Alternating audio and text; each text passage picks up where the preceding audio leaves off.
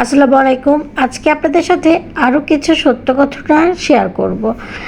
আমাদের এলাকাতে দুটো টুইন বেবি ছিল। বেবি দুটো খুবই কিউট ছিল এবং দেখতে অনেক অনেক মায়াবী ছিল।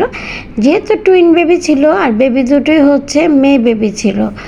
তো মা হচ্ছে আপনার বাসায় থাকতো, বাবা অফিস করতো। অফিসের কাজে সেই দিন সে বাইরে গেছে। তো নিচে ময়লাওয়ালা আসে, তরকারিওয়ালা আসে, অনেকেই আসে। তখন কিছুটা সময়ের জন্য বেবি দুটোকে রেখে উনি একবার ময়লা দিতে গিয়েছিল এবং ময়লা দেওয়ার টাইমটা ছিল ঠিক 2 থেকে 4 মিনিট, এর বেশি হবে না। তো একটা ময়লা দিতে কতক্ষণই লাগে, তাই না? ময়লাওয়ালার কাছে ময়লা দিতে গেছে। মা বাবার চোখের মনি দুইটা কুইন, এবং বললামই তো নাদিস নদুস খুবই দেখতে সুন্দর। মাশাআল্লাহ, আল্লাহ যেন প্রত্যেকটা বাচ্চাকে নিজ হাতেই তৈরি করে, মানে যত রূপ আছে ওদের মধ্যে দিয়ে দিয়েছে। ওদের সাথে এমন ঘটবে বিধায়ী হয়তো বা তাদের আল্লাহ এত রূপবতী বানিয়েছিল।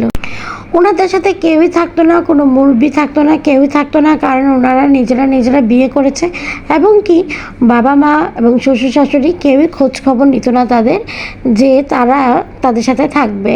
তো তারা একাই লাইফ লিড করছিল এবং খুব ভালোই ছিল। সে পর্যায়ে একটা দুর্ঘটনার সম্মুখীন হয়। তো ময়লা দিতে যতক্ষণ লাগে সে ঠিক ততটুকু টাইম, 2 থেকে 4 মিনিট ময়লা দিতে গেছে। 4তলা থেকে নেমে ময়লা দিতে গেছে। তো এসে দেখে, সে দরজাটা খোলাই রেখে গিয়েছিল। তো এসে দেখে যে তার দুটো বেবি থেকে একটা বেবি নেই। অনেক খোঁজ করেও বেবিটাকে খুঁজে পাচ্ছিল না, যেহেতু সে গেটেই ছিল। তো গেট দিয়ে যদি কেউ বেরিয়ে যেত তাহলে সে দেখতো, কিন্তু পুরো বিল্ডিংটা সে তোলট পালট করে সার্চ করেছে, তারপরও তার বেবিটাকে খুঁজে পাচ্ছিল না। সেই ক্ষেত্রে সে পুরোই ভেঙে পড়ে। যেহেতু সে পছন্দ করে বিয়ে করেছে, তাদের শ্বশুর শাশুড়ি এবং বাবা মা কেউ তাদের সাথে থাকে না। তো মেয়ের শোকে সে পুরোই পাথর হয়ে যায় এবং তাকে সান্ত্বনা দেওয়ার মতো সেক্ষেত্রে তখন তার কেউই থাকে না। সে মেন্টালি ট্রমায় চলে যায়। এক বাচ্চার শোকে সে তো পাথর অলরেডি হয়েই গেছে, অন্য বাচ্চার যে আছে তার যে একটু খেয়াল রাখতে হবে সেটাও প্রায় সে ভুলে গেছে। পরে কি হয় সেটা আরও দুঃখজনক। সেটা শোনার জন্য আপনারা বুকে হাত দিয়ে রাখুন।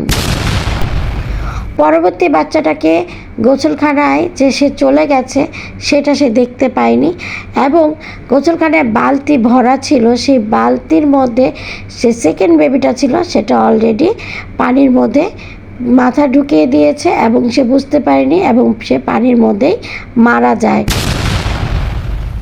এবং বাকি থাকে যে আরেক মেয়ে যাকে খুঁজে পাচ্ছিল না, সেটা তো আরও দুঃখজনক। সেই মেয়েটাকে খুঁজে পায়, তবে যেই অবস্থায় পায় সেটা কিন্তু সহ্য করার মতো ছিল না।